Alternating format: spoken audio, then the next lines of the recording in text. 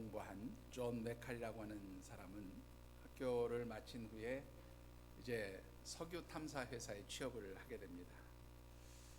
이 회사에서 열심히 일을 하다가 이 존 메칼은 내가 한번 스스로 석유 탐사를 한번 해봐야 되겠다. 그리고 회사를 과감하게 그만둡니다. 그리고 이제 그 회사에서 일하면서 보아뒀던 여러 그런 장소들, 지형들을 살피면서 그 연구를 하게 되는데, 한 폐광 지역을 보면서 자기가 공부한 그 지질학적인 지식과 또 그 석유 탐사 회사를 다니면서 그 얻었던 경험들을 가지고 그 폐광촌과 그 주변을 잘 살펴보니까 여기 꼭 석유가 있을 것 같아요.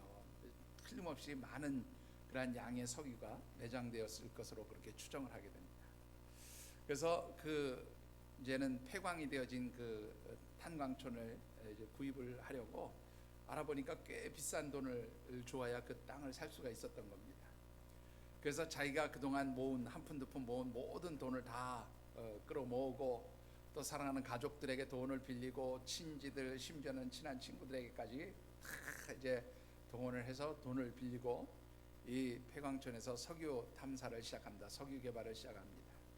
빌린 돈 중에 일부를 이제 석유 탐사할 때 쓰는 장비 아시죠? 그 굴착기 같은 이렇게 땅을 파고 들어가는 그 장비를 구하고 이제 탐사를 시작하게 되어지는데, 처음에 시작할 때는 굉장히 용기를 가지고 이제 꿈을 가지고 시작을 합니다.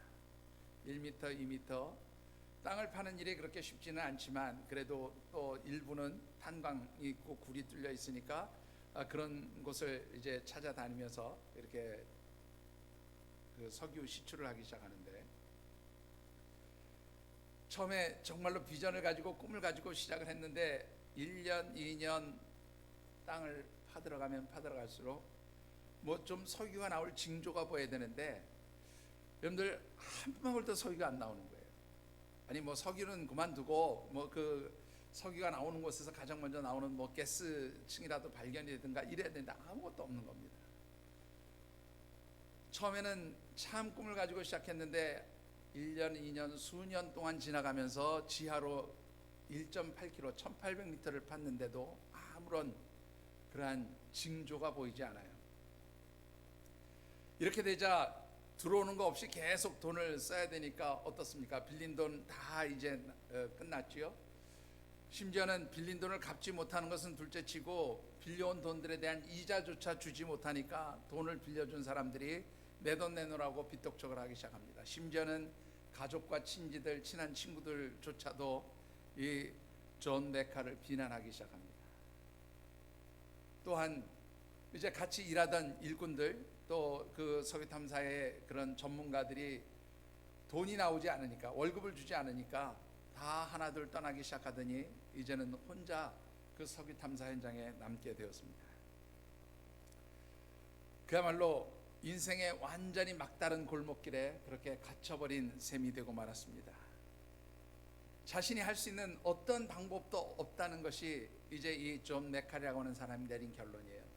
그야말로 할 수 있는 게 있다면 차라리 죽었으면 좋겠다 하는 생각밖에 없는 거죠. 그는 하나님 앞에 가서 엎드려서 기도하기 시작합니다. 이렇게 기도합니다. 하나님, 차라리 저 혼자 힘들고 아프고 고통스러운 거 다 감당할 수 있겠는데요, 저 때문에 가족들이, 친지들이, 친구들이 고통당하는 것 정말로 견디기가 어렵습니다. 차라리 하나님, 내가 무엇인가를 할 수 있다면, 그래서 저를 도우려고 했던 그 사람들의 고통을 해소시켜 줄 수만 있다면 하나님, 제가 무엇이든지 하겠는데 제가 아무것도 할 수 있는 게 없습니다. 이제 제게 남은 거라고는 제가 죽는 길밖에 없습니다. 하나님, 어떻게 하면 좋을까요? 눈물로 펑펑 울면서 하나님 앞에 기도하기 시작합니다. 한참 기도하는 가운데 이 존 메칼의 그 심령 속에 하나님 들려주시는 그런 음성이 있었어요. 아주 작은 음성처럼 들렸는데, 그게 이 존 메칼은 뭐라 하냐면 마치 천둥처럼 자기의 마음속에 그렇게 쾅 하고 던져지는 그런 하나님의 소리였다, 그렇게 얘기합니다. 하나님, 무슨 소리를 하셨을까요? 하나님 이렇게 말씀하시더라는 거죠. 야 메칼, 많은 사람들이 정상에 오르기 직전에 포기함으로 그렇게 실패한 사람들이 얼마나 많은지 너 아느냐? 그렇게 하나님 말씀하시더라는 거죠. 자기가 잘못 들었는가 싶어서 다시 하나님께 묻습니다. 하나님 뭐라고요? 무슨 말씀을 하신 거죠? 하나님 무슨 뜻으로 하신 말씀입니까? 하나님 다시 말씀하십니다. 산 정상을 정복할 때 한 발짝만 더 내디면 정상에 도달하는데 그 한 발자국 더 내딛지 못하고 포기함으로 인해서 정복에 실패한 사람들, 곧 성공 직전에 포기함으로 인해서 실패한 사람들이 얼마나 많은지 너 모르냐? 그렇게 하나님 다시 말씀하시더라는 거죠. 그 말씀을 듣고 이 존 메칼은 그래, 까짓거 이왕 다 끝났다고 생각하니까 나 혼자서라도 이 한번 땅을 파보자, 그렇게 생각을 하고 다시 땅을 파기 시작합니다. 여러분들 얼마나 더 팠을까요? 여러분들 1800m 1.8km를 파들어가도 안 나왔던 그 석유 얼마나 더 파야 나올까요? 불과 기계를 돌리고 20m 정도 들어갔을 때에 석유가 터져 나옵니다. 어느 정도의 석유가 터져 나왔는가 하면 여러분들 일일 생산량이 12,000배럴이에요. 뭐 리터로 따지면 거의 한 200만 리터 정도 되는 그런 양의 석유가 매일 그만큼 생산할 수 있는 양이 쏟아져 나오기 시작합니다. 결국 그는 세계적인 석유 재벌이 되고요, 그는 성공한 사람이 될 수 있었던 거죠. 여러분 어떻게 생각하십니까? 어떤 사람이 꿈과 비전을 이룰 수 있다고 생각하십니까? 그것은 바로 믿음을 가지고 끝까지 포기하지 않고 인내하며 도전하는 사람들이 바로 꿈을 이룰 수 있는 사람이라 그렇게 믿습니다. 자, 2023년 우리 새해를 맞이하면서 우리가 함께 묵상하는 말씀의 주제, 1월과 2월 연속해서 묵상하는 말씀의 주제죠. 우리 같이 한번 읽어보십시다. 제가 오늘 떼겠습니다. 2023 여호와 하나님께서 함께 하심을 알게 하라. 한 번 더 읽어보시죠. 2023 여호와 하나님께서 함께 하심을 알게 하라. 예, 우리가 누구든지 새해를 시작할 때는 소망을 가지고 시작합니다. 꿈을 가지고 시작합니다. 비전을 가지고 시작합니다. 그런데 올 한 해는 시작할 때부터 전문가라고 하는 사람들이 또 주변에 많은 그런 언론이나 매체들을 통해서 들려오는 이야기들이 하나같이 부정적이고 또 하나같이 두려움을 주는 이야기들밖에 없었습니다. 러시아와 우크라이나의 전쟁으로 인해서 고물가 현상들, 유가도 또 혹은 이 식량 문제도 심각해진 이 세상, 코로나 때 힘들고 어려운 사람들을 위해서 또 다들 고통당하니까 세계 각국의 정부들이 풀었던 그 많은 돈들이 인플레라고 하는 그러한 부메랑이 되어서 돌아옴으로 인해 그렇게 고통을 당하기 시작하는 그런 경제적 환경들, 이런 환경들 속에서 누구나 다 소망을 가지고 시작하고 싶었지만 다 두려워하고 절망하고 낙심하는 그런 2023년이 시작되었습니다. 모두가 두려워하고 근심하고 염려하지만 그럼에도 불구하고 우리 하늘샘교회 하나님께서 주신 약속의 말씀이 있습니다. 여러분들, 여호와 하나님께서 함께 하심을 알게 하라. 여호와 하나님께서 함께 하심을 너희들이 믿고 그 말씀대로 하나님과 동행하는 삶을 살라. 하나님 그렇게 언약해 주신 줄 믿습니다.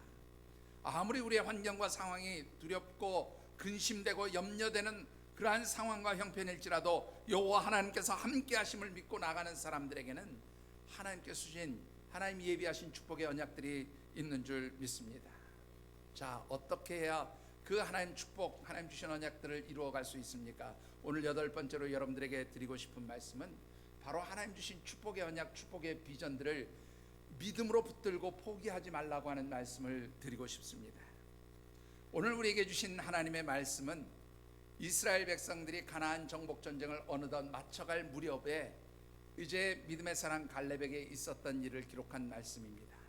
주신 말씀을 묵상하는 가운데 오늘 우리 모두가 2023년 하나님께서 우리에게 주신 언약의 말씀, 축복의 비전들을 이루어 가시는 복된 성도들이 되어지시기를 주님의 이름으로 축원합니다. 자, 오늘 우리가 하나님께서 주시는 이 축복, 2023년 우리에게 언약된 그 하나님의 축복을 이루기 위해서 우리가 반드시 해야 할 일이 무엇입니까? 그것은 하나님 주신 축복의 비전, 축복의 언약들을 믿음으로 붙들라 하는 것입니다. 여러분들, 오늘 본문 말씀 가운데 9절과 12절의 말씀을 같이 한번 받들어 읽어보겠습니다. 그날에 모세가 맹세하여 이르되 내가 내 하나님 여호와께 충성하였은즉 내 발로 밟는 땅은 영원히 너와 내 자손의 기업이 되리라 하였나이다. 그날에 여호와께서 말씀하신 이 산지를 지금 내게 주소서. 당신도 그날에 들으셨거니와 그곳에는 아낙 사람이 있고 그 성읍들은 크고 견고할지라도 여호와께서 나와 함께 하시면 내가 여호와께서 말씀하신 대로 그들을 쫓아내리이다 하니. 자, 오늘 이 9절과 12절의 말씀을 그저 이해하기보다는 좀 본문의 앞에서 어떤 일이 있었는가를 살펴보면 이 말씀들을 좀 이해하기가 좀 더 수월할 것 같습니다. 여러분들, 이스라엘 백성들이 가나안 땅을 입성한 이후에 이제 열심히 정복 전쟁을 합니다.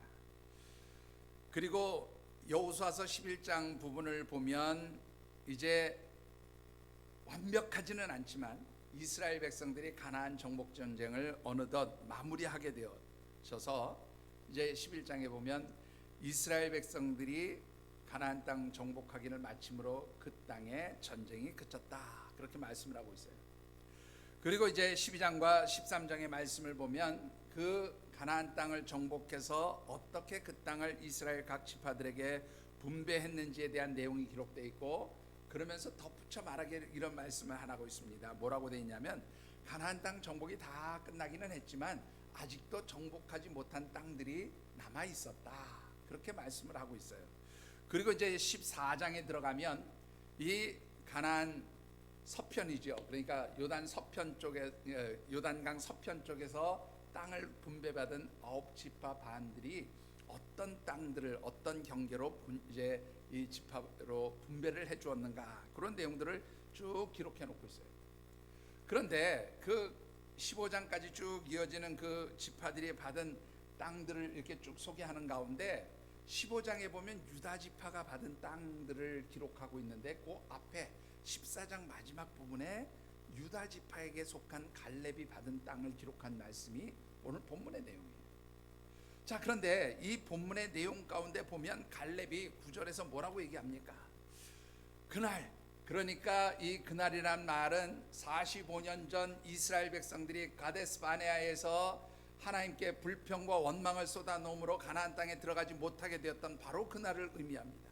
그날에 하나님께서 나에게 이 땅을 언약의 땅으로, 나에게 주신 축복의 땅으로 주셨습니다. 그러므로 이제는 이 땅을 나에게 주시기를 요청합니다, 그렇게 여호수아에게 요구하고 있는 것입니다. 자, 갈렙이 이런 요청을 하게 된 이유가 무엇일까요? 여러분들, 이 9절 말씀을 다시 보시면 모세를 통하여 내게 주신 땅입니다 라고 그렇게 말씀하고 있어요. 자, 여러분들 조금 더 구체적으로 정리해 보시지요. 이스라엘 백성들이 애굽 땅을 떠난 지 2년차 되던 해에 이제 하나님께서 이스라엘 백성들을 가나안 땅으로 들어가도록 하시기 위해서 가데스 바네아에다가 이제 모아 놓습니다. 그리고 이 가데스 바네아에서 각 지파별로 정탐꾼을 한 명씩 뽑아서 12명의 정탐꾼을 가나안 땅으로 보내서 40일 동안 그 땅을 정탐하고 돌아오게 하는데, 여호수아와 갈렙을 비롯한 10명의 정탐꾼들이 40일 동안 다 정탐을 하고 와서 정탐 보고를 합니다. 그런데 여러분들 잘 아신 대로 어떤 보고를 합니까? 10명의 정탐꾼들이 아주 부정적인 보고를 합니다. 분명 그 땅은 하나님께서 우리에게 주신 정말로 적과 꿀이 흐르는 땅인지 모르겠는데 문제는 그 땅에 우리가 들어갈 수 있는 상황이 아니다, 그렇게 부정적인 보고를 합니다. 그리고 이런 10명의 정탐꾼들이 하는 부정적인 보고를 듣고 나서 이스라엘 백성들이 하나님 앞에 불평과 원망을 쏟아놓기 시작합니다. 왜 우리를 이곳까지 들어와서 이 땅에서 죽게 하셨냐고, 차라리 우리도 광야에서 죽었으면 좋았을 뻔했다고, 아니 우리에게 새로운 지도자를 세워서 우리가 저 나왔던 애굽 땅으로 다시 돌아가자고, 그렇게 하나님 앞에 불평하고 원망하기 시작합니다. 그리고 그 말대로 이 이스라엘 백성들은 다 광야에서 이제 애굽 땅을 떠날 때 20세 이상 되었던 사람들은 다 광야에서 죽는 그런 비극을 당하게 됩니다. 그러나 이 여호수아와 갈렙만큼은 어떻게 해요? 믿음으로 그 땅 하나님 우리에게 주신 약속의 땅입니다. 그 땅에 하나님이 함께 해주시면 우리가 능히 물리치고 그 가나안에 있는 원주민들을 물리치고 우리가 그 땅에 들어갈 수 있습니다 라고 그렇게 믿음의 말을 하면서 그들을 독려하고 함께 들어가자고 그렇게 같이 권하지만 결국 불평과 원망으로 그것을 다 덮어버린 이스라엘 백성들은 이제 가나안 땅을 들어가지 못하고 40년을 이 광야에서 방황하게 되어집니다. 그러나 하나님 앞에서, 백성들 앞에서 믿음의 말을 했던 이 갈렙에게는 하나님이 아주 중요한 약속을 주셨어요. 자, 어떤 약속입니까? 민수기 14장 24절의 말씀을 같이 한번 받들어 읽어보시죠. 그러나 내 종 칼렙은 그 마음이 그들과 달라서 나를 온전히 따랐은즉 그가 갔던 땅으로 내가 그를 인도하여 드리리니 그의 자손이 그 땅을 차지하리라. 예, 모두가 다 가나안 땅에 들어가지 못할 것이다. 특별히 애굽 땅에서 떠났을 때 20세 이상 되었던 그야말로 기성세대들 다 가나안 땅에 못 들어간다 라고 그렇게 말씀하실 때에 유일하게 갈렙은 뭐라고 해요? 하나님께서 내 종 갈렙은 온전히 나를 쫓았으니 내가 그 가나안 땅을, 그가 밟은 그 땅을 그와 그 후손에게 주겠다, 그렇게 약속을 받게 되어집니다. 한마디로 말하면 이 갈렙은 지금 가나안 땅에서 무엇을 받았어요? 아직 들어가지도 않은 땅입니다. 언제 들어갈지 짐작도 못하는 그 땅을 45년 전에 하나님께서 축복의 땅으로, 언약의 땅으로 그렇게 주시겠다는 약속을 받았다는 것입니다. 한마디로 이 가나안 땅에서 갈렙에게 주시겠다고 하는 이 하나님의 약속은 곧 갈렙에게 있어서 무엇이 된 거예요? 축복의 비전이 된 거예요. 축복의 언약이 된 겁니다.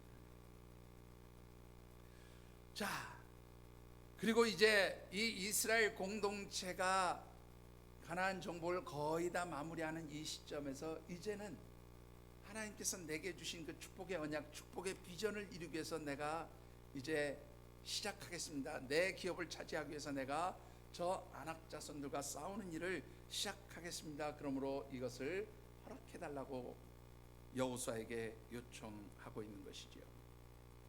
자, 여러분들 한번 생각해 보십시다. 이 갈렙이 가졌던 비전, 어떤 비전이라고 생각하십니까?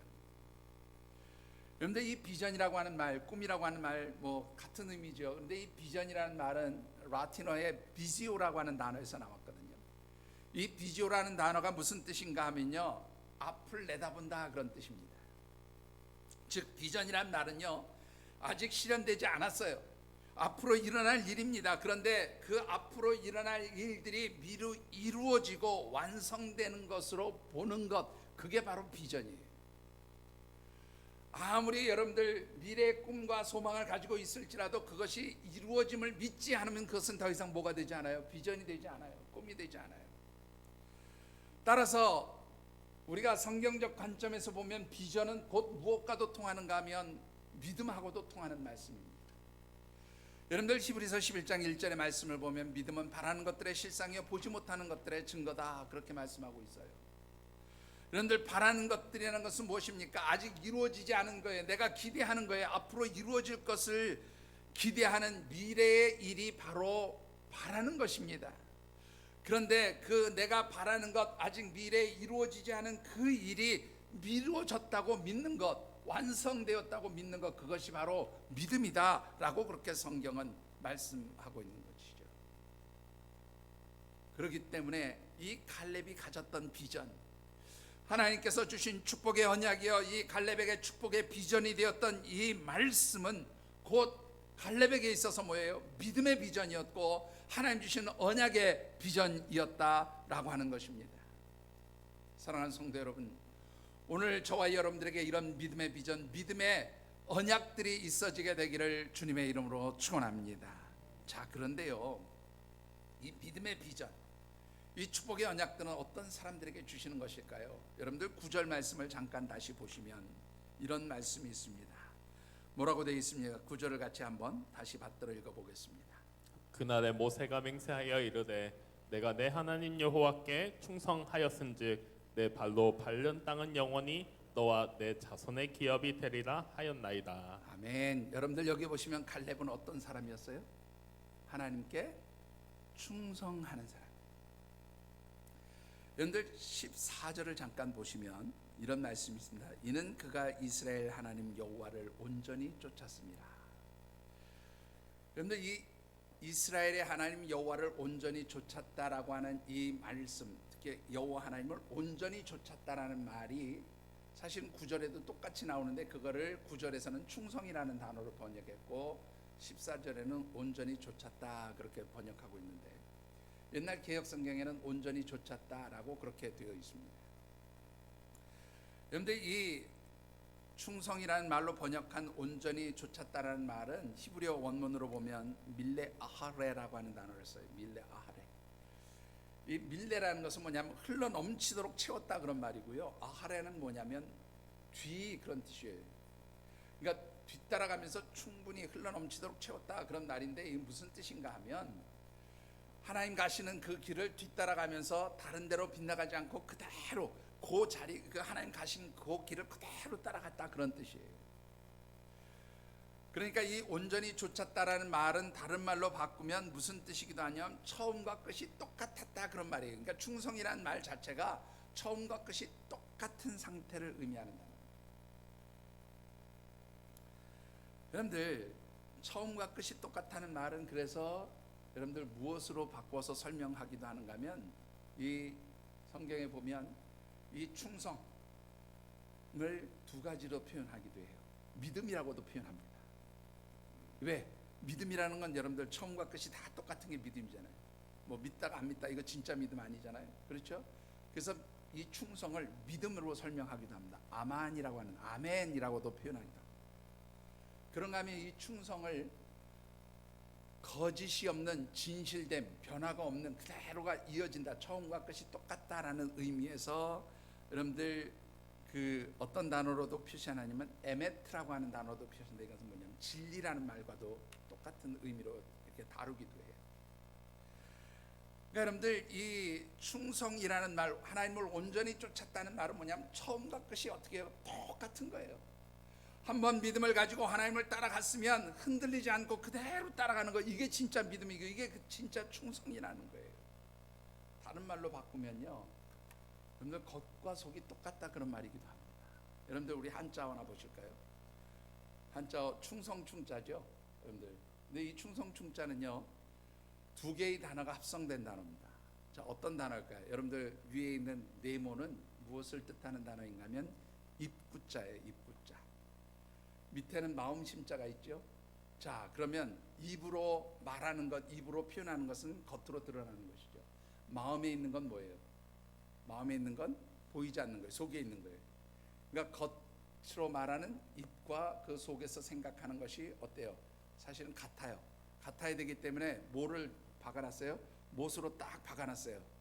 빠져나가지 못하게 똑같게 만들어놨다 그런 뜻이에요. 그게 충성충자예요. 그러니까 충성한다는 말은 여러분들 시종일관 늘 같은 거예요. 내가 어떤 환경, 어떤 상황, 어떤 형편에 처하든지 하나님이 주시는 언약의 말씀, 언약의 비전을 붙들고 그대로 묵묵히 가는 거예요. 그게 바로 충성이에요. 여러분들 하나님 어떤 사람들에게 하나님 주신 축복의 비전, 축복의 언약을 주십니까? 여러분들 시종일관 하나님 앞에 늘 같은 것이에요. 좌우 흔들리지 않아요. 정말로 이랬다 저랬다 하지 않아요. 하나님이 약속하신 말씀 그대로 붙들고 나가는 사람, 바로 이런 사람들에게 하나님 주시는 축복의 언약이 있는 줄 믿습니다. 여러분들 신앙생활 제대로 하십시오. 환경과 상황에 따라서 이리저리 흔들리고 왔다 갔다 하시지 마세요. 하나님이 주시는 말씀 붙들고 끝까지 가시기 바랍니다. 그게 바로 하나님 기뻐하시는 충성의 모습이에요. 온전히 좇았다는 말은 좌로나 우로나 치우치지 않고 하나님 주신 그 길을 따라 그대로 따라갔다는 말이, 이게 바로 충성이에요. 이게 바로 하나님께서 축복의 비전을 주시는 사람들입니다. 여러분들 우왕좌왕 이랬다 저랬다 여러분들 그렇게 하지 마시고 정말로 하나님 말씀 붙드시고 끝까지 처음부터 끝까지 온전히 행하시게 되기를 주의 이름으로 축원합니다. 자, 문제는 이렇게 하나님께서 우리에게 주신 축복의 언약, 축복의 비전을 받았는데 그 축복의 언약과 비전들을 이루지 못하는 경우들이 종종 있죠. 아니, 많은 경우에 그렇지 못할 때가 있습니다. 그 이유가 뭘까요, 여러분들? 오늘 본문에 보면 우리가 축복의 언약, 축복의 비전들을 이루지 못하게 만드는 세 가지의 장애, 세 가지의 제약이 되는 요인들이 있음을 보게 됩니다. 자, 어떤 요인입니까? 첫 번째는요, 시간적인 제약, 시간적인 요인이 있음을 보게 됩니다. 여러분들 10절의 말씀을 같이 한번 받들어 읽어보시죠. 이제 보소서, 여호와께서 이 말씀을 모세에게 이르신 때로부터 이스라엘이 광야에서 방황한 이 45년을 여호와께서 말씀하신 대로 나를 생존하게 하셨나이다. 내가 오늘 85세로 돼. 예, 여러분들 갈렙이 이 하나님께서 주신 언약의 말씀, 축복의 비전을 받은 때가 40세 때의 일이었다라고 그렇게 고백을 하고 있어요. 그런데 그 축복의 언약을 받은 날로부터 몇 년이 흘렀어요? 45년이 흘렀단 말이에요. 자, 이 45년 동안에 어떤 일이 있었을까요, 여러분들? 제가 조금 전에도 이스라엘 백성들이 애굽 땅을 나와서 가데스 바네아에서 첫 번째로 가나안 입성을 준비하던 때가 출애굽 2년차 되던 해의 일이었어요. 여러분들이 아시는 대로 이스라엘 백성들이 광야에서 40년을 방황을 했으니까 결국 이 출애굽 2년차에 가데스 바네아에서 가나안 입성을 실패한 이스라엘 백성들이 그로부터 38년을 어떻게 해요? 이 광야에서 방황하며 살았단 말이에요. 그래서 40년이라는 세월이 지나갑니다. 자, 그러면 이 가데스 바네아로부터 45년이 지났으니까 그 중에서 38년 빼면은 몇 년 남아요? 산수가 잘 되십니까? 7년 남죠. 7년.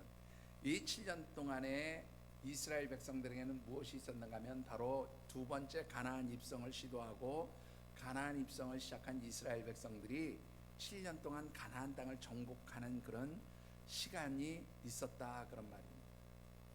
자, 그런데요,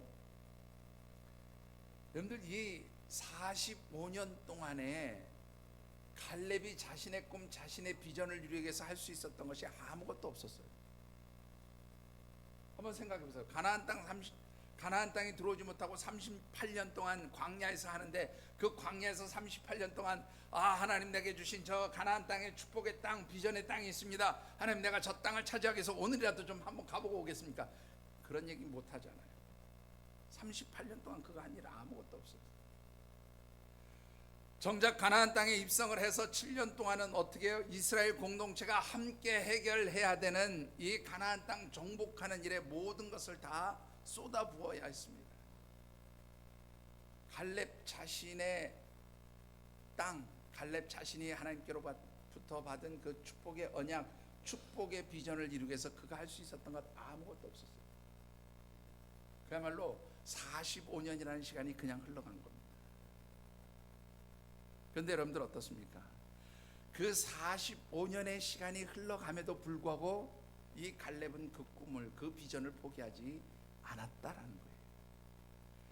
여러분들 어떻게 생각하십니까? 많은 사람들이 왜 꿈을 잃고 포기하게 되나요? 여러분들 처음에 시작할 때는 다 비전이 있습니다, 꿈이 있습니다. 그런데 그 꿈과 비전을 하루아침에 이루겠다고 생각하는 사람들 얼마나 많습니다. 여러분들 하나님께서 주신 꿈과 비전은요, 하루아침에 도깨비 방망이 두들기듯 금 나와라 뚝딱 은 나와라 뚝딱 하면 모든 것이 이루어지는 그것이 아니에요. 하나님 우리에게 주신 꿈과 비전들은요, 때때로 많은 시간들을 우리가 두고 노력하고 수고하고 땀 흘려야 이루어지는 일들입니다. 하나님 그렇게 하시기를 원하십니다. 그래서 때때로는 많은 시간들을 우리에게 기다리도록 하시는 거죠. 그런데 문제는 대부분의 사람들이 하나님 주신 축복의 언약, 축복의 비전들이 이루어지지 않는다고, 시간이 흘렀는데 이것이 정말로 완성되어지지 않는다고 할 때 어떻게 해요? 조급해집니다. 그리고는 이루어지지 않는 것 때문에 낙심합니다. 두려워합니다. 그리고는 점점 어떻게 해요? 하나님 주신 그 축복의 언약들이 퇴색되어지면서 포기해버리고 맙니다. 여러분들 하나님 올 한 해 시작하면서 여러분들에게 주신 축복의 언약이 무엇이라고 생각하십니까? 물론 그 축복의 언약이 올 한 해 이루어질 수 있는 그런 언약도 있을 수 있지만 어떤 분들에게는 그것이 3년, 5년, 아니 10년, 20년 지나가야 이루어질 수 있는 그런 언약을 주신 분도 있을지 몰라요. 문제는 그것이 현재 내 눈앞에서 이루어질 것이라고 그렇게 조급해지면 하나님 주신 그 축복의 언약을 붙들지 못하고 쉽게 포기하고 쉽게 낙심하게 되어진다는 사실을 여러분들 기억하셔야 합니다. 하나님 주신 축복은요, 믿음의 사람들이, 인내의 사람들이, 그리고 포기하지 않고 도전하는 사람들이 이룰 수 있는 언약의 말씀인 줄 믿습니다. 여러분들 끝까지 조급해하지 마시고 인내하면서 기다리고 열매로 거둘 수 있게 되기를 주의 이름으로 축원합니다. 여러분들 선을 행하되 낙심하지 말지니 어떻게 해요? 때가 이르면 거두게 된다고 말씀합니다. 하나님 여러분에게 주신 그 축복의 언약, 축복의 비전, 그 선한 것들은 정말로 하나님께서 반드시 열매로 여러분들에게 주실 줄 믿습니다. 때가 이르면 주시는 줄 믿습니다. 조급해하지 마시고 시간에 제약받지 마시고 느긋하게 믿음을 가지고 여러분들 기다릴 수 있는 그런 지혜자들이 되어지시기를 주의 이름으로 축원합니다. 자, 두 번째로 우리가 하나님께서 주신 축복의 언약, 축복의 비전을 포기하게 되는 또 하나의 제약, 또 하나의 요인이 무엇입니까? 그것은 환경적인 제약, 환경적인 요인입니다. 여러분들 주신 말씀 12절과 15절의 말씀을 우리 같이 한번 받들어 읽어보겠습니다. 그날에 여호와께서 말씀하신 이 산지를 지금 내게 주소서. 당신도 그날에 들으셨거니와 그곳에는 아낙 사람이 있고 그 성읍들은 크고 견고할지라도 여호와께서 나와 함께 하시면 내가 여호와께서 말씀하신 대로 그들을 쫓아내리이다 하니. 15절입니다. 헤브론의 옛 이름은 기랏 아르바라. 아르바는 아낙 사람 가운데에서 가장 큰 사람이었더라. 그리고 그 땅의 전쟁이 그쳤더라. 자, 여러분들 오늘 이 말씀을 보면 하나님께서 갈렙에게 주시겠다고 약속하신 이 언약의 땅, 이곳이 어떤 곳인가 하면 15절에는 헤브론이라고 하는 이름으로 분명히 표시가 되어 있고요. 그곳의 이름은 기럇 아르바라고 하는 땅이었다, 그렇게 기록하고 있습니다. 자, 이 헤브론 산지 어떤 곳입니까? 이 헤브론 산지는요, 그 나중에 여러분들 잘 아시는 대로 예루살렘, 다윗이 수도로 삼은 예루살렘이 바로 이 헤브론 땅입니다. 그리고 이 헤브론이라고 하는 이 땅은, 헤브론 산지는요, 밑에서부터 그 높이가 어느 정도 되냐면 해발 높이가 927m예요. 그야말로 그냥 평지에 있는 성읍이 아니고 높은 산지에 있는 성읍이고요. 인공적으로 그렇게 무슨 성을 쌓았다기보다는 이때 당시는 그 자체가 완전히 산으로 둘러싸인 산성과 같은 곳이었어요. 한마디로 말하면 그야말로 산으로 둘러싸인 초롱성과 같은 그런 요새가 바로 이 아낙 자손들의 성읍이었습니다. 자, 그런데 이 헤브론 산지에 살고 있었던 사람들이 어떤 사람들인가 하면 민수기의 말씀을 보면 이들은 아낙 자손이라고 그러는데, 아낙 자손은 네피림 자손이라고 그렇게 해요. 여러분들 이 네피림 자손은 어떤 사람들이었는가 하면 거인족이었어요, 여러분들. 그런데 재미있는 것은 15절을 다시 한번 보시죠. 헤브론의 옛 이름은 기럇 아르바라. 아르바는 아낙 사람 가운데서도 가장 큰 사람이었더라. 이 아낙 사람들은 거인족이었는데 그 거인족 중에서도 가장 큰 거인족이었다, 그 말이에요.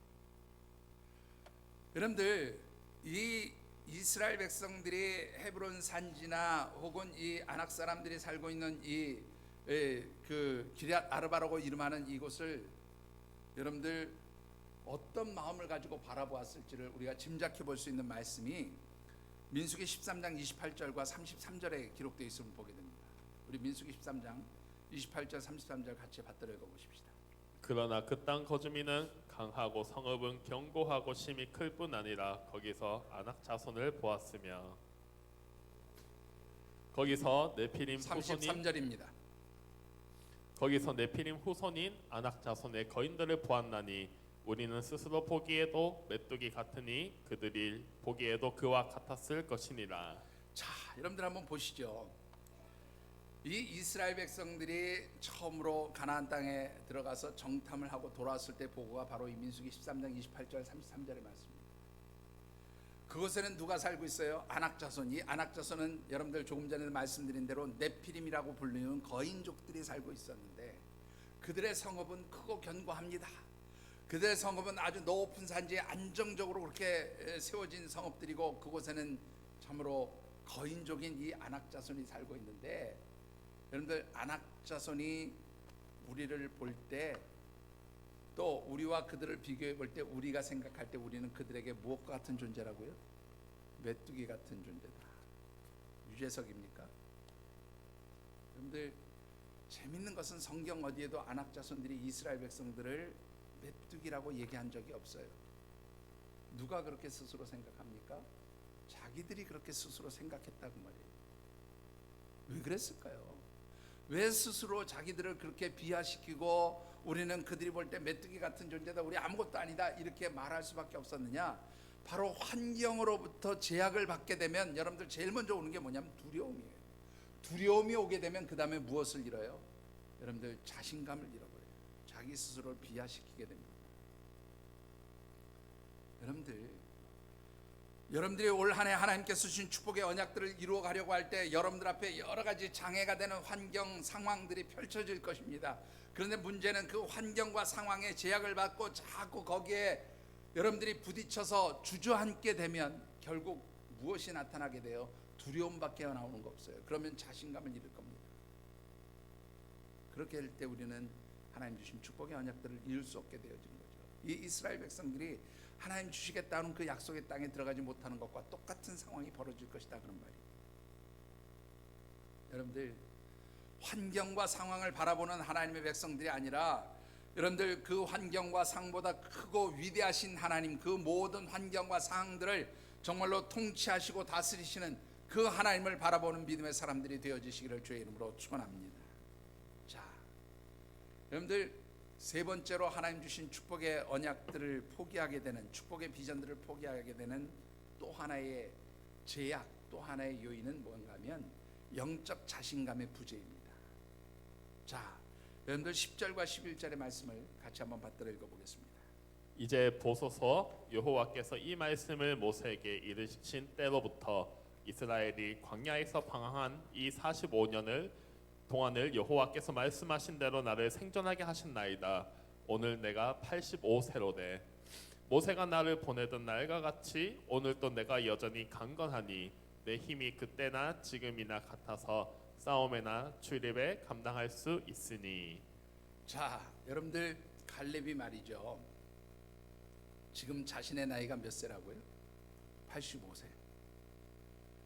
우리 85세 된 어르신이 누가 계실까요? 아, 우리 집사님 85세 올해 86, 한국 나이로 86. 예, 그러니까 만 85세시네요. 그죠? 건강하시죠? 예, 예, 뭐 뭐든지 다 하실 수 있죠? 저희 어머님이 2년 전에 수천하셨을 때가 85세였습니다. 굉장히 건강하신 분이었거든요. 참 뭐 그 젊게 사셨고 80세까지 사시는 직접 운전을 하고 다니셨어요. 여자들 80세까지 운전하기가 쉽지 않은데 80세까지 운전하셨고 수영하시고 뭐 매일 아침 그러고 다니셨어요. 그런데요, 80 넘어가니까 장사가 없더라고요. 다 꺾여집니다. 여러분들은 아이고 나는 아직 그래도 젊어 그렇게 생각하십니까? 예, 우리 어르신들 앞에서 좀 죄송스러운 얘기지만 제가 50대하고 60대가 다르다는 걸 요즘 느껴요. 제 말이 무슨 말인지 아시는 분은 아실 거라고 생각하는데 요새 후배 목사들하고 얘기하면 제가 그런 얘기 합니다. 근데 재밌는 것은 올해 회갑이 된 목사들이 저한테 그 얘기해요. 형님 하시던 말씀이 무슨 말인지 이해가 됩니다. 그러니까 제가 이런 얘기하면 우리 지금 70, 80 넘으신 분들은 뭐라 그래요? 참 웃기고 있네 아마, 그러고 속으로 아마 웃으실 거예요. 여러분들 요즘에 이렇게 의학이 발달해도요 80 넘어가면 다 약해집니다. 그렇죠? 아무리 강건해도 사실은 80 넘어가면 다 끝이에요. 여러분들 제가 그 증거를 대볼까요? 이 중동 지역 뭐 대표적으로 이 갈렙이 살던 땅 이스라엘 사람들의 요즘 시대 2018년 현재 남성들의 평균 수명이 얼마인 줄 아십니까? 2018년을 기준으로 해서 80.9세예요. 이스라엘에 지금 굉장히 부유한 나라고 남자들이 그래도 잘 사는 나라고 건강이나 의료 상태나 모든 것이 다 좋은 나라입니다. 그런데도 평균 수명이 80.9세예요. 그런데 그 옆에 좀 환경이 떨어지고 좀 가난한 나라라고 할 수 있는 이집트를 보면은 몇 살이냐면 69.9세예요. 평균 수명이. 여러분들 이 사막 지역이고 이 중동 지방의 그 기후 환경은요 사실 사람들이 건강하게 오래 살기 쉽지 않은 환경입니다. 여러분들 왜 그런가 하면 뭐 하나의 대표적인 예를 들어보십시다. 이 사막 갈렙이 40년 동안 생활을 했던 그 사막의 기후, 가나안 땅의 기후 어떤 곳입니까 여러분들? 낮에는 평균 기온 40도가 넘어가요. 근데 밤이 되면 이 사막이 어디까지 떨어지냐면 거의 그 기온이 늘 거의 0도 가까이 떨어집니다. 하루 일교차가 거의 40도가 나요. 여러분들 우리 어르신들이 제일 많이 돌아가시는 절기가 어떤 데인지 아십니까? 기온의 변화가 극심해지는 환절기에 주로 많이 돌아가십니다. 그래서 저 미국 같은 경우에요, 그 돈 많은 백인들이 은퇴하면 주로 어디로 와서 사냐면 서부 쪽으로 와서 살아요. LA나 혹은 뭐 특히 이제 이 미국 사람들 좀 부유한 사람들이 많이 사는 도시가 샌디에고 같은 도시인데 장수의 도시입니다. 이유가 딱 한 가지예요. 기온차가 별로 없는 거예요. 겨울이 돼도 평균 기온 14도, 15도, 뭐 한 12도 이 정도니까 기온차가 별로 없어요. 그러니까 건강하게 장수할 수 있는 거예요. 이런 환경에 비추어 보면 여러분들 이 갈렙이 지금 내가 45년 전 내가 지금 85세지만 45년 전 내가 40대하고 지금하고 똑같아요. 건강합니다라고 얘기할 수 있는 거, 이거 사실은요, 육체적인 건강도 물론 건강했겠지만 사실은 이런 말을 할 수 있던 그 이유는 뭐냐면 그는 영적 자신감이 있었던 사람입니다. 여러분들 마음이 건강해야 여러분들 육체도 건강한 법입니다. 여러분들 그래서 잠언 4장 23절에 이렇게 말씀하고 있죠. 같이 말씀하도록 읽어보겠습니다. 무릇 지킬 만한 것 중에 더욱 내 마음을 지키라. 생명의 근원이 이에서 남이니라. 무엇을 지키라고요? 마음을 지키라. 마음을 지키라. 마음을 지키는 것이 무엇이 이에서 나온다고요? 생명이, 다른 말로 표현하면 건강해지는 것 어디로부터 나오는 거예요? 마음에서부터 나오는 거예요. 우리 어르신들한테 좀 죄송스러운 얘기지만 절대로 제가 여러분들 앞에서 저한테 앞으로 이런 얘기 하지 말라고 드리는 말씀이 아니고요, 이거 그냥 참고해서 들으시라 하는 말씀이에요. 물론 이런 얘기 언제든지 하셔도 돼요. 제가 언제든지 기도할 겁니다. 기도해 드릴 겁니다. 우리 어르신들이 저 만나면 공통적으로 하는 얘기가 뭔지 아세요? 목사님, 나 이래서 아파요. 나 이래서 힘들어요. 요새 이래서 못 살겠어요. 많은 분들이 이렇게 얘기하지. 목사님, 저는 요즘 건강합니다. 저는 요즘에 힘이 납니다. 이렇게 얘기하는 분들 정말로 한 분도 안 계세요. 많은 분들이 다 목사님 힘들어요, 어려워요. 여러분들 자꾸 힘들다 어렵다면 점점 약해지는 법입니다. 여러분들 마음이 살게 되기를 주의 이름으로 축원합니다. 마음에서 여러분들 영적으로 당당하고 영적으로 자신감을 가지셔야 여러분들 힘이 나는 거예요. 자꾸 힘들다, 어렵다, 아프다, 여러분들 안 돼요. 힘내시기 바랍니다. 여러분들 요한 3서 2절에 뭐라고 말씀합니까? 사랑하는 자의 내 무엇이 내 영혼이 잘됨 같이 범사가 형통하고 내가 강건하기를 원한다, 그렇게 말씀합니다. 영혼이 잘 된다는 말은 다른 말로 표현 영혼이 건강하다는 말이에요. 여러분들 영적으로 여러분들이 건강하고 자신감을 가질 때 여러분들 하는 모든 일들이 형통해지는 줄 믿으시기 바랍니다. 그리고 육체로도 건강해지는 거예요. 여러분들 약한 소리 하지 마세요. 물론 힘들 때 목사한테 부탁하세요. 목사님 기도해 주세요. 근데 목사님 힘들어 죽겠어요, 아파서 죽겠어요 하지 마시고, 힘들지만 제가 잘 이겨낼 수 있습니다. 약해졌지만 이겨낼 수 있습니다. 목사님 기도해 주세요. 이렇게 말씀하시게 되기를 주의 이름으로 축원합니다. 여러분들 마음이 건강하면 모든 게 다 건강해져요. 오늘 이 갈렙이 왜 강건하다고 말합니까? 실제로 저는 강건했을까? 사실은 의문이 들어요. 이 환경이나 상황이나 모든 형편들이 그렇게 건강할 수 있는 상황이 아니었거든요. 그런데 이 갈렙은 영적으로 당당했어요. 자신감이 있었어요. 하나님 나와 함께 하십니다라는 이 믿음이 있었어요. 그러니까 어떻게 해요? 건강한 거예요. 여러분들이 정말로 당당한 영적 자신감을 갖게 되기를 주의 이름으로 축원합니다. 안 된다, 못한다, 힘들다 하면 정말로 그렇게 됩니다. 우리가 하나님께서 주시는 축복의 언약, 축복의 비전을 이루기 위해서 그러면 가져야 될 영적 자세, 영적 태도는 무엇일까요, 여러분들? 역시 세 가지가 있어요. 자, 그 첫 번째는요, 말씀에 대한 분명한 확신을 가지는 것입니다. 여러분들 12절 말씀 다시 한번 받들어 읽어보겠습니다. 그 날에 여호와께서 말씀하신 이 산지를 지금 내게 주소서. 당신도 그날에 들으셨거니와 그곳에는 아낙 사람이 있고 그 성읍들은 크고 견고할지라도 여호와께서 나와 함께 하신다면 내가 여호와께서 말씀하신 대로 그들을 쫓아내리이다 하니. 가장 마지막 부분에 뭐라고 해요? 여호와께서 말씀하신 대로 내가 그들을 쫓아내리이다. 누가 말씀하신 대로? 하나님이 말씀해 주신 대로. 하나님의 말씀에 대한 분명한 확신, 분명한 믿음이 있었다 그 말이에요. 여러분들 앞서도 말씀드렸지만 이 헤브론 산지는요, 이스라엘 백성들 그 공동체가 함께 가서 정복하기에도 어려운 땅이었어요.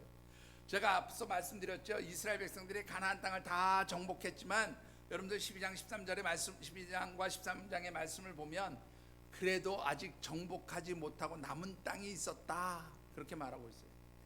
이스라엘 백성들 전체가 가서 함락시키고 정복해야 되는 땅인데 그렇게 하지 못하고 아직도 남겨놓은 땅들이 있었다. 왜요? 어려우니까 못했던 거예요. 헤브론 산지 아까도 말씀드렸잖아요. 높은 산성이 있죠. 거인들이 살고 있죠. 아이고 저거 괜히 갔다가 그냥 한 방에 까지면 어떻게, 두려워서 못하는 거예요. 여러분들 이스라엘 백성들 전체가 함께 나가야 될 그것도 두려워하는 상황에서 갈렙은 자기가 가겠다는 겁니다. 여러분들 이 환경과 상황을 바라보면서 두려워했다면 결국 어떻게 해요? 이 비전은 실패한 비전이 되었을 거예요. 그러나 갈렙은 어떻게 해요? 하나님 약속의 말씀을 믿었습니다. 그래서 여러분들 그 땅이 축복의 땅이요, 언약의 땅이요, 비전의 땅이 되어진 줄 믿습니다. 여러분들 하나님 주신 언약의 말씀 믿으시기를 주의 이름으로 축원합니다. 자, 두 번째로는요, 하나님 주신 축복의 언약이 있었으면 그 다음에 어떻게 행동하라는 겁니다. 여러분들 9절 말씀을 같이 받들어 읽어보겠습니다. 그날에 모세가 맹세하여 이르되 내가 내 하나님 여호와께 충성하였은즉 내 발로 밟는 땅은 영원히 너와 내 자손의 기업이 되리라 하였나이다. 자, 내가 밟는 땅이에요. 내 발로 밟는 땅을 너와 내 후손에게 주겠다 그렇게 말씀합니다. 여러분들 이미 45년 전에 하나님께서는 갈렙에게 야 가나안에 있는 그 땅 너에게 줄게, 너와 내 후손에게 줄게 약속해 주셨어요. 그런데 정작 들어와 보니까 그거 내 땅 됐어요 안 됐어요? 아직 안 됐잖아요. 공동체가 함께 가서 함락시키지도 못한 땅입니다. 그런데 하나님이 뭐라고 말씀하냐면 내가 밟아야 그 땅이 너 것이 된다라고 말씀합니다. 밟으려면 어떻게 해요? 올라가야죠. 그 땅을 향해서 나아가야 합니다. 행동해야 합니다. 하나님 주신 축복의 언약이 있어요 여러분들. 그런데 그 축복의 언약만 믿고 앉아 있는다고 해서 되는 게 아니라 여러분들 어떻게 해요? 행동하셔야 됩니다. 도전하셔야 됩니다.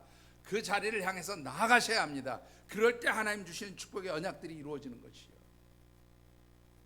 제가 늘 농담으로 하는 얘기지만 어떤 사람들이 그런 기도했다고 그러죠. 로또 복권, 하나님 로또 복권 하나 당첨되게 해주세요. 이 로또 복권 당첨되면 하나님 10의 2조를 제가 11조로 대신 11조가 아니라 10의 2조를 드리고, 그리고 10의 3조는 하나님 성전 건축하는 헌금으로 드리고, 그렇게 반을 드리고 나머지 반을 제가 하나님 사업자금으로 쓸 테니까 로또 복권 하나 당첨되게 해주세요. 당첨됐어요 안 됐어요? 아무래도 안 되는 거예요. 왜 안 될까요? 하나님 왜 저는 로또 복권 당첨 안 됩니까? 야 로또 복권 사기나 하고 기도를 해라. 뭐 농담으로 하는 얘기지만 로또 복권 사라는 얘기가 아니고요. 하나님 그렇게 여러분들 축복하시지 않아요. 근데 재밌는 게요, 이번에 새로운 통계가 하나 나왔는데 우리 한국 젊은 기독교 청년들이 50%가 로또 복권 사도 된다고 그렇게 얘기했더라고요. 뭐 그것이 하나님 기뻐하시는 방법인지 아닌지는 저도 잘 모르겠습니다만, 중요한 것은 뭐냐면 제가 말씀드리고 싶은 핵심은 하나님 주신 거라면 여러분들 어떻게 해요? 행동해야 되는 거죠. 뭔가 구체적인 실천이 있어야 그 다음에 하나님 역사가 일어나죠. 아무리 하나님 주신 축복의 언약이 있다고 해도 여러분들 행동하지 않으면, 실천하지 않으면 그 꿈, 그 비전, 그 약속도 이루어지지 않아요. 행동하시게 되기를 바랍니다. 마지막 세 번째는요, 가장 중요한 것입니다. 여러분들 임마누엘 그리고 임미엘의 신앙을 갖는 것입니다. 여러분들 우리 12절 말씀 다시 한번 같이 받들어 읽어보겠습니다. 그날에 여호와께서 말씀하신 이 산지를 지금 내게 주소서. 당신 또 그날에 들으셨거니와 그곳에는 아낙 사람이 있고 그 성읍들은 크고 견고할지라도 여호와께서 나와 함께 하시면 내가 여호와께서 말씀하신 대로 그들을 쫓아내리이다 하니. 자, 여러분들 누가 나와 함께 하십니까? 여호와 하나님께서 나와 함께 하십니다. 누가 우리와 함께 하시면? 여호와 하나님께서 우리와 함께 하시면. 우리와 함께 하시는 하나님 무슨 신앙이에요? 임마누엘의 신앙이죠. 나와 함께 하시는 하나님 무슨 신앙이에요? 임미엘의 신앙이에요. 하나님 우리와 함께 하십니다. 여러분들, 이 갈렙이 45년 전에 이스라엘 백성들 그 부정적인 보고를 하는 정탐꾼들 앞에서 뭐라고 얘기합니까? 하나님께서 우리와 함께 하시며. 이 분명한 믿음이 있었어요. 임마누엘의 신앙이 있었습니다. 그리고 오늘 이 본문에 보면 누가 하나님께서 나와 함께 하시면, 임미엘의 신앙이 있었어요. 여러분들 어떠한 환경과 상황 속에서도 하나님께서 여러분들과 함께 하시는 줄 믿으시기 바랍니다. 바로 이 믿음이 내게 주신 축복의 비전, 축복의 언약들을 이룰 수 있는 힘인 거예요. 하나님이 함께 하시면 불가능이 없는 거죠. 그래서 사도 바울이 뭐라고 말씀합니까? 여러분들 빌립보서 4장 13절, 내게 능력 주시는 이 안에서, 하나님 안에서, 주님 안에서 내가 믿음으로 나갈 때 하나님 내게 주신 그 축복의 언약들이 이루어지는 줄 믿습니다. 바로 임마누엘, 임미엘의 신앙, 바로 그 신앙이 오늘 저와 여러분들의 신앙이 되어지시기를 주님의 이름으로 축원합니다. 그리할 때에 하나님 주신 축복의 언약이 무엇입니까? 축복이 어떻게 이루어집니까? 여러분들 14절과 15절의 말씀 같이 받들어 읽어보겠습니다. 헤브론이 그니스 사람 여분네의 아들 갈렙의 기업이 되어 오늘까지 이르렀으니 이는 그가 이스라엘의 하나님 여호와를 온전히 쫓았습니다. 헤브론의 옛 이름은 기랏 아르바라. 아르바는 아느 사람 가운데에서 가장 큰 사람이었더라. 그리고 그 땅의 전쟁이 그쳤더라. 예, 먼저 14절 말씀을 보면요, 여러분들 이렇게 말씀합니다. 그가 이스라엘의 하나님 여호와를 온전히 쫓았습니다. 아까 충성이라는 말로 번역했다 그러고, 또 끝까지 변함없이 주를 쫓아갔다, 하나님께서 열어놓으신 길을 쫓아갔다, 그런 뜻인데, 어떤 성경학자는 이걸 뭐라고도 표현합니다. 하나님을 기쁘시게 했다, 그렇게도 표현합니다. 하나님을 기쁘시게 했다. 하나님 말씀대로 순종하면서 믿음으로 하나님 함께 하심을 믿고 끝까지 쫓아가는 것, 이것을 하나님께서 기뻐하셨다, 하나님을 만족하게 하셨다, 그렇게도 표현합니다. 하나님을 만족하게 하니까, 하나님을 기쁘시게 하니까 하나님이 어떻게 해요? 그 약속하신 비전들을 이루게 하시고 그 약속을 그의 기업으로 주셨다고 말씀합니다. 그리고 15절에 보면 그 땅에 전쟁이 그쳤다라는 말은 다른 말로 보면 평안이 그에게 임했다라는 말이에요. 여러분들, 우리가 살아가고 있는 이 삶의 자리는 끊임없는 전쟁의 자리예요. 생존 경쟁의 자리고요, 투쟁의 자리고요, 살아남기 위해서 살아가는 그런 어찌 보면 치열한 전쟁터예요. 그런데 무엇보다도 가장 치열한 것은 영적 전쟁이에요. 우리를 넘어뜨리고 쓰러뜨리려는 어둠의 영들과 싸우면서 우리의 꿈과 비전들을 이루어가야 하는 그런 영적 전쟁의 현장이기도 해요. 그런데 이 모든 전쟁에서 승리하고 여러분들이 평강을 누리는 방법이 무엇입니까?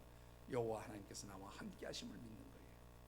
임마누엘, 임미엘의 신앙으로 여러분들이 오늘 주신 축복의 언약, 축복의 비전들을 향해 달려가시고 그 약속대로 하나님 주신 언약대로 이루시는 그런 기쁨이 있게 되기를 주의 이름으로 축원합니다. 말씀을 맺습니다. 아주 오래전의 이야기인데요, 그 법원석이라고 그러나요? 왜 이렇게 재판장에 앉아있으면 그 밑에 그 주고받는 내용들을 기록하는 속기사 비슷하게 법원서기들이 이제 그 일을 하는데, 이 법원서기로 일하시던 집사님 한 분 계셨어요. 이 집사님 그 직장 뭐 공무원이고 또 법원에서 일하니까 뭐 아주 넉넉하지는 않지만 그래도 안정적인 직장에서, 또 옛날에는 공무원들 급여가 요즘보다는 많이 좀 작았을 때니까 좀 어렵지만 그래도 그냥 편안하게 그렇게 하루하루 살아갔던 그런 분입니다. 어느 날 이 교회에서, 집사님 다니는 교회에서 부흥회를 하는데 부흥 강사로 오신 목사님이 여러분들 꿈과 비전을 가지고, 큰 꿈과 비전을 가지고 하나님께 주신 말씀 붙들고 여러분들 도전하십시오, 여러분들 믿음으로 가지고 한번 행동해 보십시오, 하나님 축복해 주십니다, 뭐 이런 설교를 하신 거예요. 이 집사님이 그 목사님 말씀에 아주 큰 도전과 감동을 받았어요. 그래가지고 그 다음날 아침에 출근 딱 하자마자 가가지고 사표 딱 내고 집으로 돌아왔습니다. 부인 집사님에게 한마디 의논도 없이 그냥 사표 딱 내고 온 거예요. 하루아침에 이 부인 집사님이 뻥 친 거예요. 아니 어제 부흥회 가서 은혜 받고 잘 돌아오더니 갑자기 오늘 아침에 가서 사표 내고 돌아왔다. 여러분들 이거 상상이 되세요? 여러분들 어떠십니까? 우리 이남성 권사님, 권 집사님이 그런 일 없으셨어요? 네? 어느 날 갑자기 나 직장 그만둡니다 그리고 사표 내고 오신 적 없으세요? 내려고는 많이 있었지만 내지는 못했군요 결국. 예, 권 집사님 왜 못 내셨습니까? 예? 예, 뒤에 딸린 식구들이 있으니까 못하는 거예요. 예, 좀 속된 표현으로 얘기하면 목구멍이 포도청이라고. 예, 못하는 거죠. 근데 이 집사님이 그렇게 던지고 왔으니 얼마나 황당했겠어요. 이 부인 집사님 아니 도대체 무슨 생각을 가지고 사표를 냈느냐. 이분이 그런 얘기를 합니다. 내가 법원서기로 평생 그 자리에 앉아 있어 봐야 결국은 법원석인데, 내가 어저께 목사님 주신 말씀을 들으면서 내가 비전을 가졌다, 꿈을 가졌다.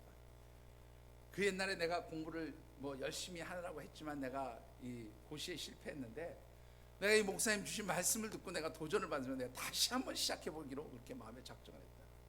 내가 30년을 있어도 그 자리에 앉아 있으면 법원석이지만 누가 아냐, 내가 하나님 주신 비전 붙들고 다시 한번 노력해 보면 하나님께서 이 비전 이루어 주실 줄 내가 믿는다.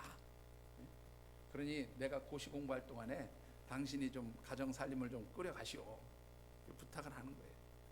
아, 뭐 이미 사표 던졌겠다, 나와서 이제 공부하겠다는데 어쩌겠어요.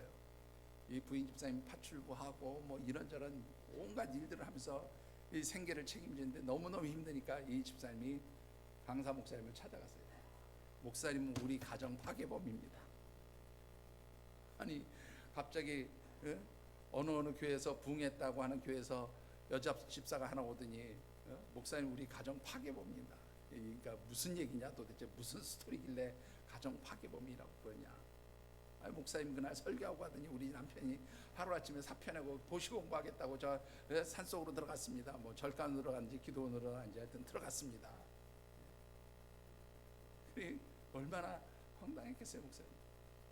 목사님이 이왕 하나님 주신 비전이고 말씀 듣고 비전을 가지고 시작했으니까 우리 같이 기도합시다. 기도해주고 원했어요. 그런데 3년 뒤에 이분이 고시 합격하고 판사가 됐습니다. 여러분들 정말로 여러분들 안 된다고 하면 안 되지만 하나님 주신 말씀입니다. 하나님 주신 비전입니다. 도전하는 사람들에게 하나님 이루어 주시는 줄 믿습니다. 믿음의 언약을 가지시고 믿음의 비전을 가지시고 여러분들 도전하시고, 그래서 하나님 주신 축복의 언약들을 이루어 가시는 귀한 우리 믿음의 식구들이 되어지시기를 주님의 이름으로 축원합니다. 기도하겠습니다. 우리 주신 언약의 말씀을 붙들고 결단하며 기도하는 시간 같습니다. 하나님 주신 언약의 말씀을 붙듭니다. 새해를 시작하면서 하나님 주신 언약 비전들을 가지고 시작했지만 하나님 저희들의 환경 때문에, 때로는 저희들의 믿음이 없음으로 인해서, 때로는 하나님 저희들이 정말로 자신감을 잃어서, 영적 자신감이 없어서 그렇게 주신 비전 축복의 언약들을 이루지 못할 때가 얼마나 많은지, 얼마나 많이 포기했는지요. 하나님 다시 한번 주신 언약의 말씀을 붙듭니다. 그리고 우리와 함께 하시는 임마누엘 하나님 믿음으로 바라봅니다. 그래서 하나님 바라보고 의지하면서 그 언약의 말씀을 붙들고 행동합니다. 도전합니다. 하나님 나아가겠습니다. 하나님 저희들을 도우시고 축복하여 주시옵소서. 주신 언약의 말씀을 붙들고 각자 결단하며 기도하는 시간 같습니다. 사랑의 아버지 하나님,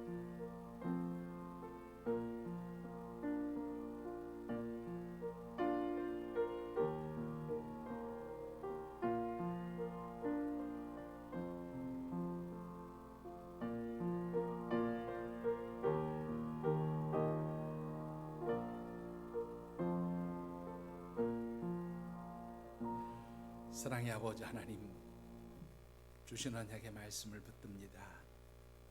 여러 가지 축복의 언약들, 축복의 비전들을 받았지만 저희들의 연약함 때문에, 저희들의 믿음 없음 때문에, 저희들이 환경과 상황의 제약을 받고 두려워함 때문에 하나님 주신 축복의 언약들 이루지 못할 때가 얼마나 많은지요. 하나님 주신 언약의 말씀을 붙듭니다. 말씀을 믿음으로 아멘으로 받습니다. 여호와 하나님께서 우리와 나와 함께 하심을 믿는 임마누엘, 임미엘의 신앙으로 다시 한번 시작합니다. 하나님 저희들을 도와주시고 행동할 수 있는 담대함을 허락하여 주시옵소서. 그리함으로 말미암아 하나님 주신 언약이 우리에게 주시는 축복의 열매가 되게 하시고 실제로 이루어지는 아름다운 믿음의 실상이 되게 하여 주시옵소서. 도우시기를 간절히 소원하오며 예수님 이름으로 축복하며 기도드리옵나이다. 아멘.